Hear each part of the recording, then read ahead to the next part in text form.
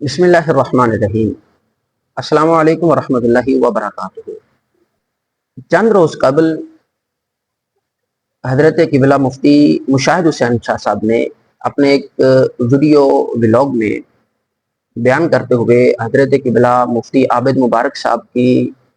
اصلاح کرنے کے لیے انہوں نے ویڈیو بنائی اور ان پر تنقیدی نظر ایک ڈالی اور ان کے حوالے سے گفتگو فرمائی۔ اور جب اس ویڈیو میں جب آپ بیان کرنے لگے مفتی عابد مبارک صاحب کے حوالے سے کہ آپ نے مفتی منیب الرحمان صاحب کے حوالے سے آپ جب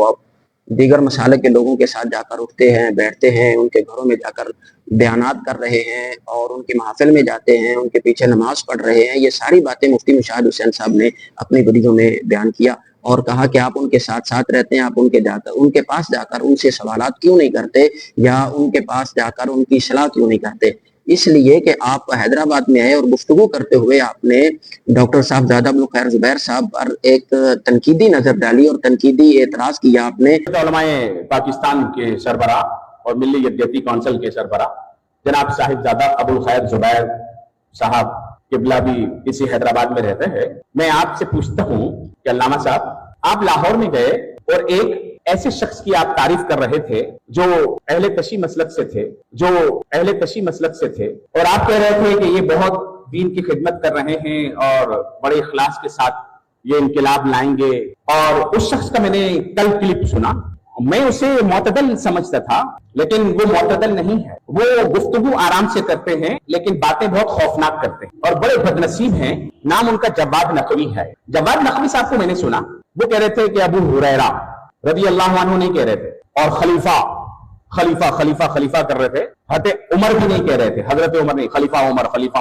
رضی اللہ تعالیٰ عنہ بھی نہیں۔ تو میں جواد نقوی صاحب آپ سے مخاطب ہوں، آپ کو اللہ نے پاکستان میں عزت دی، اداروں نے بھی آپ کا احترام کیا، ہم بھی دیکھ رہے تھے کہ آپ کوئی سمجھدار آدمی معلوم ہوتے ہیں لیکن آپ تو بہت بدنصیب اور نالائق آدمی نکلے۔ اور ابوالخیر زبیر صاحب، آپ نے ان کی تعریف کر کے اپنے اوپر بھی سوالیہ نشان لگایا ہے، اس لیے آپ بھی وضاحت دیں کہ جواد نقوی کی تعریف کرنا کیسے جائز ہے کہ آپ ڈاکٹر صاحبزادہ زبیر صاحب دوسرے لوگوں سے جا کر ملتے ہیں، آپ ہمیں جواب دیں، اس طرح کی گفتگو جب انہوں نے کی۔ تو جب یہ ویڈیو کلپ وائرل ہوا تو ڈاکٹر صاحبزادہ ابوالخیر زبیر صاحب نے یہی ویڈیو کلپ حضرت قبلہ مفتی عابد مبارک صاحب کو بھیجا اور کہا کہ مفتی مشاہد صاحب نے یہ ویڈیو کلپ ریکارڈ کیا ہے، آپ اس بارے میں کیا کہتے ہیں، آپ کا کیا جواب ہے؟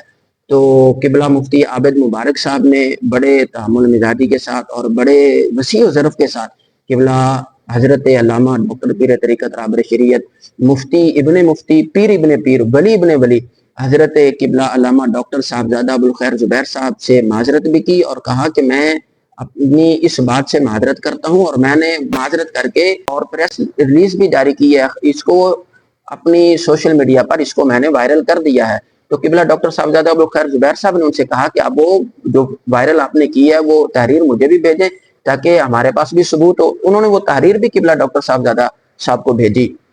اور کہا کہ میں توبہ کرتا ہوں، میں نے جو بھی باتیں آپ کے بارے میں کی ہیں آپ بھی میری توبہ پر گواہ ہو جائیں اور اللہ تعالیٰ بھی مجھے معاف فرمائے، آپ بھی مجھے معاف فرما دیں۔ آپ سکرین پر بھی مفتی عابد مبارک صاحب کی تحریر پڑھ سکتے ہیں، وہ بھی ابھی ہم سکرین پر چلا دیتے ہیں، اور صاحبزادہ زبیر صاحب نے جو ان کو جواب بھیجا وہ بھی ہم سکرین پر چلا دیتے ہیں، وہ بھی آپ دیکھ لیجیے گا تاکہ آپ کی نظریں بھی ٹھنڈی ہو جائیں اور بڑے علماء کا ظرف کیسا ہوتا ہے وہ بھی آپ دیکھ لیجیے۔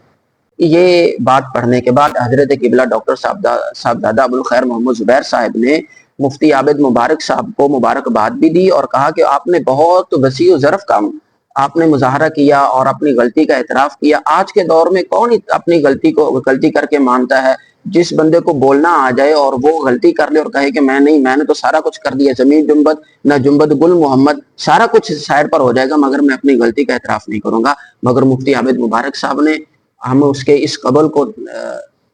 داد و تحسین بھی دیتے ہیں کہ انہوں نے بڑا بہترین عمل کیا اور اپنی گفتگو واپس لی انہوں نے اور معذرت بھی کی اور قبلہ ڈاکٹر صاحبزادہ ابوالخیر زبیر صاحب سے بھی معذرت کی۔ اب ہم قبلہ مفتی مشاہد صاحب سے بھی عرض کریں گے کہ حضرت آپ بھی حضرت قبلہ مفتی عابد مبارک صاحب کی تقلید کریں اور جن علماء کے آپ نے اس طرح کی گفتگو کی ہے اور لہجہ آپ نے اختیار کیا ہے، جب آپ قبلہ ڈاکٹر صاحبزادہ ابوالخیر زبیر صاحب کا نام لینے لگے تھے تو آپ نے اس طرح گفتگو کی جیسے شاید زمانے کا کوئی عام سا کوئی بندہ ہوگا. ابو الخیر زبیر نامی شخص جو ہے جس کو کوئی جانتا نہیں ہے, جس کا کوئی تعارف نہیں ہے, جس کا کوئی بیک گراؤنڈ نہیں ہے, شاید کوئی نیا بندہ کو مارکیٹ میں آیا ہو. حضرت آپ کی اطلاع کے لیے عرض ہے, اگر آپ ان کو نہیں جانتے تو آپ اپنے اساتذہ سے پوچھ لیں جس جامعہ میں آپ نے تعلیم حاصل کی ہے, اسی جامعہ کے جا کر شیوخ الاحادیث سے جا کر پوچھیں کہ حضرت آپ کا ان کے بارے میں کیا نقطہ نظر ہے, آپ ان کو جانتے ہیں یا نہیں جانتے. پاکستان کے تمام جید علماء کرام, پاکستان کی تمام جماعتیں, چاہے وہ سیاسی جماعتیں ہوں, چاہے وہ مذہبی جماعتیں ہوں, کسی بھی حوالے سے کوئی بھی ہو, آپ ان سے جا کر پوچھیں, سارے اس شخصیت کو جانتے ہیں. آپ کو میں ایک بڑا نام آپ کی بارگاہ میں عرض کرتا ہوں, استاذ الکل حضرت علامہ مفتی عطا محمد بندیالوی صاحب زید اشرف رحمت اللہ تعالی نور اللہ مرکزہ, جب حضرت قبلہ ان کے پاس پڑھنے کے لیے گئے اور اپنا تعارف کروایا کہ میرے دادا شاہ رکن الدین الوری رحمت اللہ تعالی علیہ اور میرے نانا مفتی اعظم ہند پاک و ہند مفتی مظہر اللہ جانے جانا رحمت اللہ تعالی علیہ ہیں, تو آپ نے حضرت قبلہ صاحب زیادہ زبیر صاحب کو فرمایا کہ آپ کا تو تانا بانا ریشم کا ہے, آپ کا ددحال بھی علمی, آپ کا ننحال بھی علمی, آپ ظاہری اور باطنی علوم سے مزین ہے الحمدللہ. اور جس گود میں آپ نے پرورش پائی, حضرت قبلہ مفسر قرآن محدث اعظم ہمارے پاکستان کے جناب حضرت قبلہ مفتی محمود العلوی صاحب رحمۃ اللہ تعالی, انہوں نے قرآن پاک کی تفسیر لکھی, احادیث کی, اور جناب والا مثنوی کی شرح لکھی. انہوں نے کس موضوع پر انہوں نے نہیں لکھا, اور اللہ تعالیٰ کے کامل ولی ہوئے. اور حضرت نے جناب آپ ان کی کتابوں کا مطالعہ کریں, آپ تبیان القرآن کے جواب کے حوالے سے دیکھ لیں, آپ کسی اور جید عالم دین سے جا کر پوچھ لیں. جمعیت علماء پاکستان کے صدر ہیں, اور تمام ہمارے پاکستان کی تمام جماعتیں, تقریباً کو 22 جماعتیں ہیں جو مذہبی سیاسی چھوٹی موٹی جتنی بھی ہیں, ان تمام 22 جماعتوں کے متفقہ صدر ہیں, اور الحمدللہ 5ویں مرتبہ تقریباً صدر بنے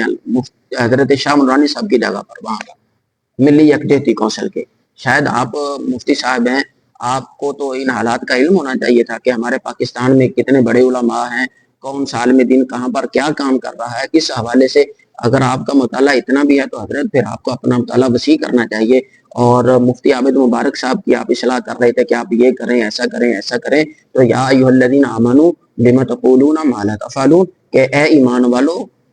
آپ ایسی بات کیوں کر رہے ہو جس بات پر آپ خود عمل نہیں کرتے. قبلہ آپ خود اپنی اداؤں پر غور کریں, ہم عرض کریں گے تو شکایت ہوگی. آپ خود ان چیزوں کی طرف دیکھیں. آپ قبلہ جس ہمارے پاکستان میں آپ اپنی ویڈیو بلاگ بناتے ہیں, آپ کو شوق ہے, ہمارے بہت سارے لوگوں کو نئے جو فارغ ہونے والے لوگ ہیں, جب فارغ ہوتے تھوڑا سا موبائل سامنے آ گیا, سامنے موبائل رکھا, فلاں علم دین کے جناب کے بارے میں یہ بات کر, تو مشہور ہونے کے لیے کسی بھی بڑی شخصیت کے بارے میں بات کر دیں, ہم مشہور ہو جائیں گے. اور فلاں علم دین کے بارے میں بات کر دیں, فلاں علم دین کے بارے میں بات کر دیں, ان کے خلاف بات کریں, اور آپ چند منٹوں میں سوشل میڈیا ہے, کوئی بھی مشہور ہو جاتا ہے. مشہور ہونا بڑی بات نہیں ہے جناب, علم ہونا بڑی بات ہے, ادب ہونا بڑی بات ہے. یہ نہیں ہے کہ آپ بولنا شروع کر دیں تو آپ سارا کچھ آپ کے سامنے ہے, اور آپ ساری چیزیں, جتنے بھی عالم دین ہیں, جتنے بھی علماء ہیں, ان کی کوئی عزت نہیں ہے, کوئی وقت نہیں ہے آپ کی نظر میں. قبلہ آپ اپنے اساتذہ کو پہچانے, آپ دیکھیں تو صحیح کہ کون ہے, کتنی بڑی شخصیت کے بارے میں بات کرنے لگا ہوں, اور کون سی ہستی ہے, کس کے بارے میں مجھے بولنا ہے.